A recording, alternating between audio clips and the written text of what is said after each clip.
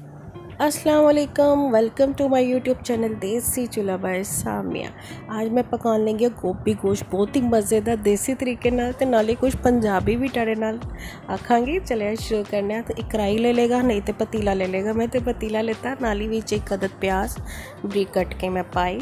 नाली half cup मैं oil का सुट्टा विच बहुता पड़ के नहीं पाया। अगर टाड़ा दिल होए तो पा लेगा, खैर गोभी तुसी खानी है अपने हाथी ते। खैर अगर मेरे तरीके नाल बनाओगे तो बहुत ही मज़ेदार बनेगी। जिस तरह मैं बनाने लगी हाँ तो ज़रूर देखेगा तरीका। नाली प्याज़ा नूं मैं दरम्यानी आंच ते अच्छे से ब्राउन कर लेना, बहुता साड़ना नहीं है। तो नाली अद्धा किलो गोश्त पाया विच मैं चिकन का छोटा छोटा बोटी करवा के हुण उन्होंने भी मैं प्याज़ा नाल चंगी तरह हिला लेना ताकि प्याज भी चंगे ना टारे ब्राउन हो जाए, कलर चेंज कर ले तो गोश्त भी फ्राई हो जाए। जिस तरह गोश्त अच्छे ना फ्राई होने लगेगा, नाली में अदरक लहसुन के 2 चम्मच पड़ के पाए। अदरक कहते ज़्यादा सी हो इस करके क्योंकि गोभी थोड़ी बादी होती है ना, तो अदरक पा लो तो टेस्ट बहुत ही आला आता है। नाले इनका बादी पुना भी खत्म हो जाता है। नाले में हाफ टी स्पून इहदे हल्दी पाई है। हल्दी थोड़ी ज़्यादा ही है लेकिन टेस्ट बहुत ही आला लगता है। नाली हाफ टी स्पून इहदे धड़ा मिर्च कुटी हुई पाई है। साथ ही मैं पा लेता विच हाफ टी स्पून मैं लाल मिर्च सुट्टी है तो 1 टीस्पून ये नमक पाया। बिल्कुल ठीक है, एक्यूरेट नमक है। इस तो ज़्यादा नहीं पाएगा वरना गोभी का टेस्ट बहुत ज़्यादा नमकीन भी हो जाएगा तो मज़ा नहीं आएगा। ठीक तुसी चेक कर लेगा। देखिए 1 टीस्पून बिल्कुल ठीक है। पाना सारे मसाले ने चंगी तरह भून लिया मैं। हाँ, थोड़ा बहुत पानी का छट्टा भी मार लेता ताकि कुछ जले नहीं, थले लगे नहीं।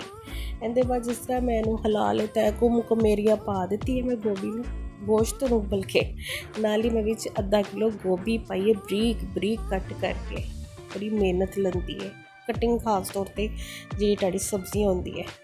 पाने के बाद मैं नाल ही 1 टीस्पून जो है ना अजवाइन का पाया तो एक छोटा जिहा अदरक है जिन्हें मैं बरीक बरीक स्लाइस करके विच पाया ताकि टाड़ी गोभी का टेस्ट दुबाला हो जाए तो बादीपन भी खत्म हो जाए। नाल ही मेरे को चिकन की कुछ यखनी सी और तकरीबन मेरे को 1 गिलास थी, वो भी मैं विच ऐड करती। हुण वो पान नाल मैं हिला लाँगी, चंगी तरह मिक्स कर लाँगी ताकि सारे मसाले गोश्त वगैरह सब चंगी तरह मिक्स हो जाए। एक डंडी जी रह गई सी मेरी साबत, वो मैं फिलहाल कट के साइड पे करती क्योंकि वीडियो नूं वज़ार कर रही सी।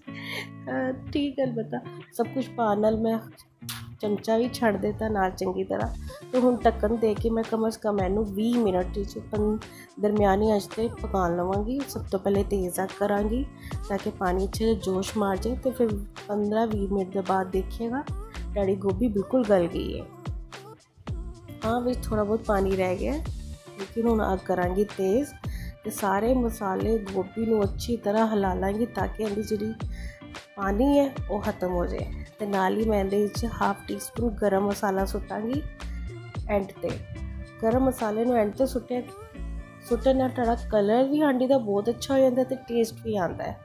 हाँ 5 मिनट असें टकिया सी गरम मसाला पा के, लेकिन हुण देखो बहुत ही मज़े की बनी है। मज़ेदार गोभी गोश्त पक के तैयार है। तो मेरे चैनल को लाइक और सब्सक्राइब कीजिएगा और दसिएगा मेरी पंजाबी किहो जी लगी। अल्लाह हाफिज़।